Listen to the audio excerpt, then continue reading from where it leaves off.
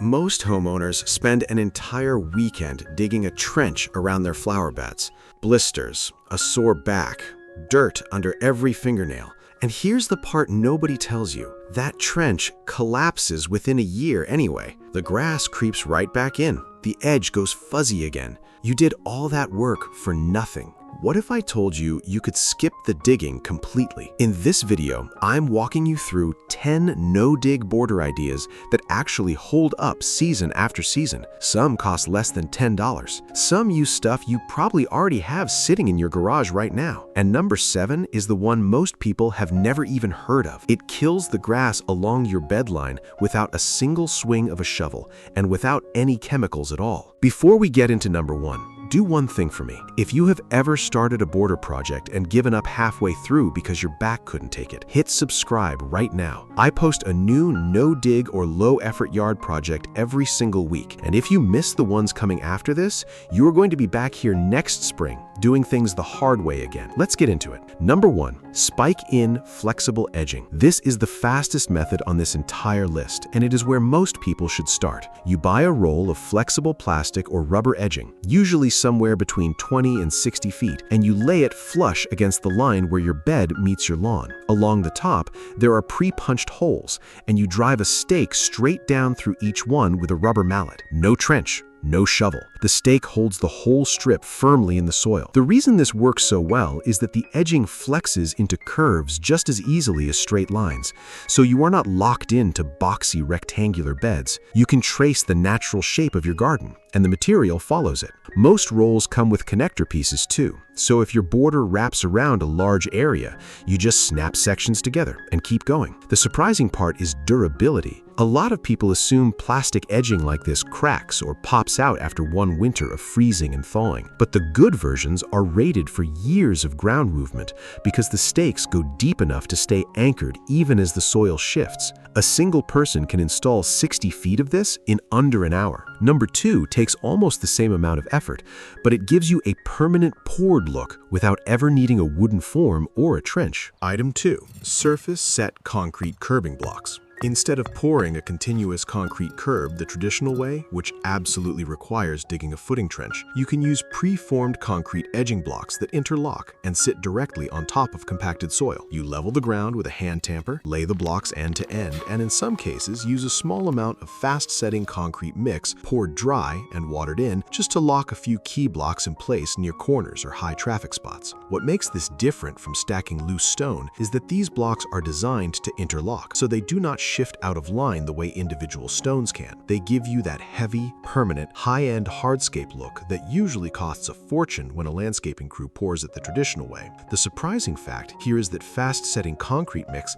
sets hard in as little as 20 to 40 minutes without any mixing at all. You literally pour the dry powder into the gap and water it in place. That means you can anchor a border on a Saturday morning and be walking on it carefully by lunch. Coming up at number 3, we are going back to basics with a method that costs almost nothing if you already have this material sitting around your property. Item 3, loose stacked stone or boulders. If you have access to field stone, river rock, or leftover boulders from another project, you can build a border simply by setting them directly on top of the ground along your bedline. No trench, no mortar required if you like the natural, slightly rustic look. Larger stones stay put on their own weight, and smaller stones can be nestled tightly against each other so there are no obvious gaps for grass to sneak through. This method shines in beds with curves, slopes, or irregular shapes where a rigid material would look out of place. Stone also blends naturally into most landscaping styles, whether you're going for a cottage garden feel or a more modern xeriscape look. The one thing people do not expect is how much weeding and trimming loose stone borders actually require compared to a solid strip edge. Grass and weeds love growing up between individual stones, so while installation is nearly effortless, upkeep across the season is higher than most of the other options on this list. Quick question for you before we move to number 4. What does your yard actually look like right now? Is it that fuzzy, overgrown edge where the grass has completely taken over your flower bed? Type it in the comments. I actually read every single one. And if any of these first 3 ideas got you thinking about your own yard, subscribe now, because the next project I post could be the exact fix for whatever you just described. Item 4, stake-in bender board.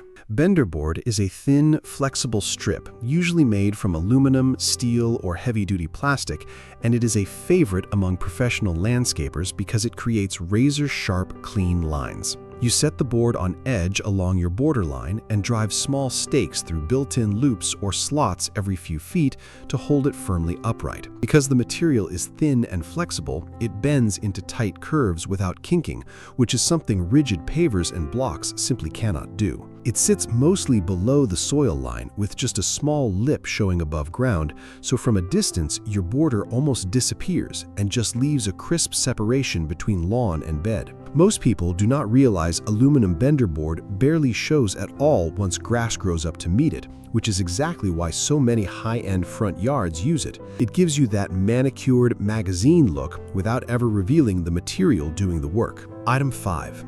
Laid landscape timbers or logs. If you like a natural wood look, you do not need to dig a trench and bury landscape timbers the traditional way. Instead, lay them directly on the surface along your borderline and secure them with rebar stakes driven down through pre-drilled holes at each end and every few feet along the length. The timber sits right on top of the grade. This works especially well bordering wooded areas, mulch beds, or informal cottage-style gardens where a slightly rustic edge fits the overall aesthetic better than a sharp modern line. Untreated logs from a recently cut tree work just as well as store-bought timbers if you want a completely free option. The surprising part is longevity. Even without being buried, pressure-treated or naturally rot-resistant wood like cedar can last well over a decade sitting on the surface because it is not sitting in constantly wet trench soil the way a buried timber would be. Staying out of standing moisture actually helps it last longer, not less. Item 6. Corten steel no-dig stakes. Corten steel edging has become one of the most requested looks in modern landscaping, and the no-dig version uses the exact same welded-on stake system as flexible plastic edging. You place the steel strip along your line and drive the attached stakes down into the soil. No trench, no digging. What makes Corten steel special is that it is designed to rust on purpose. That rusted orange-brown patina is not a defect, it's the entire point, and it happens naturally within the first few months outdoors. Once that surface layer forms, it actually protects the metal underneath from corroding any further, so the edging can last for decades. Most homeowners are shocked to learn that the rust you see is a protective layer, not decay. People occasionally worry it's falling apart, when really that rusted surface is exactly what makes the metal stop deteriorating in the first place.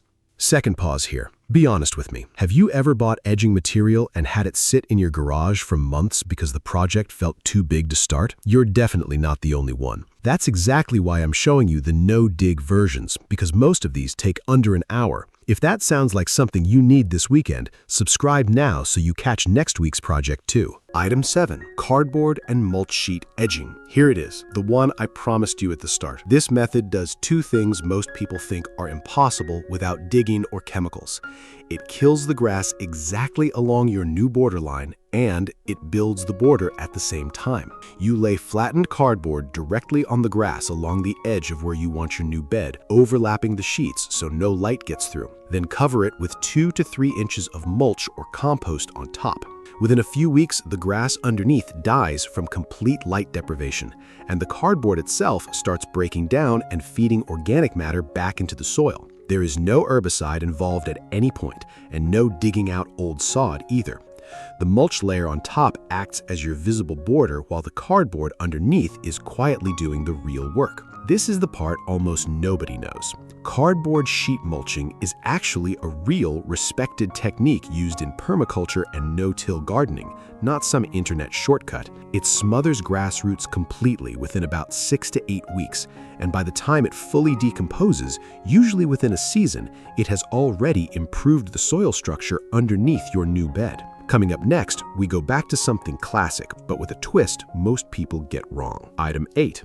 Flat-laid brick mow strip.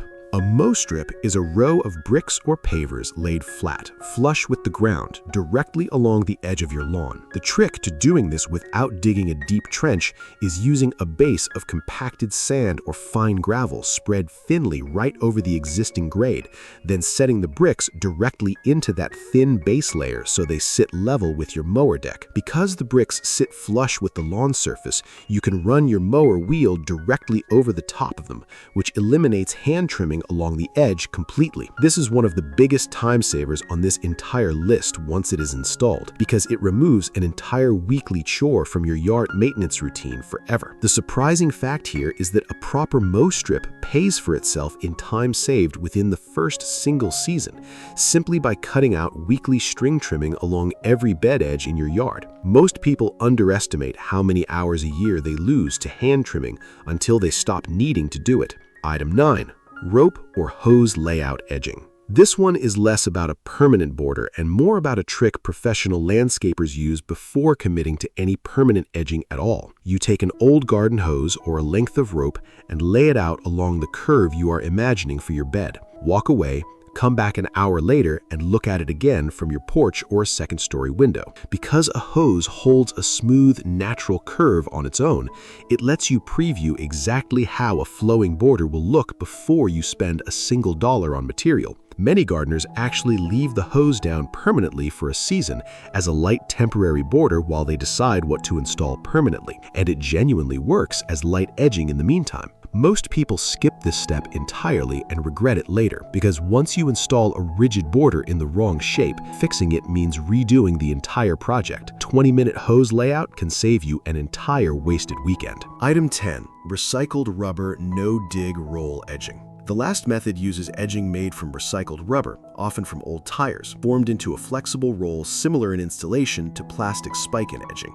You unroll it along your line and secure it with stakes through built-in slots. The difference is in the material itself. Rubber edging flexes even more than plastic in extreme cold, which means it resists the cracking that stiffer plastic edging can develop after several harsh winters. It also has a small amount of give underfoot, so it holds up better in areas near driveways or walkways, where it might occasionally get stepped on or brushed by a mower wheel. The surprising fact is that this type of edging is one of the few genuinely sustainable options on this entire list, since it is made from material that would otherwise end up in a landfill, and it can still be recycled again at the end of its own long lifespan. Before we wrap up, tell me 2 things in the comments. First, which number on this list surprised you the most? Second, drop your city or state so I can start seeing where everyone watching this is actually gardening. I read every single comment, and I genuinely use them to plan future videos. Here is the pattern running through every single one of these 10 ideas.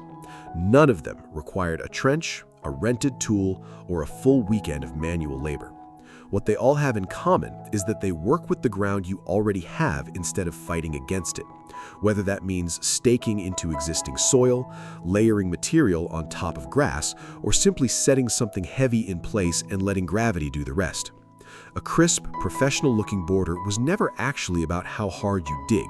It was always about picking the right method for your soil, your budget, and how much time you actually want to spend maintaining it every single week for years to come. Once you see these 10 side by side, digging a trench starts to feel like the outdated option, not the standard one. If you want to see the full step-by-step install of the method from number 1, the one shown in this video's thumbnail, I have got a complete walkthrough video going up next, so make sure you are subscribed so it lands in your feed the moment it goes live. And seriously, thank you for watching this whole thing through.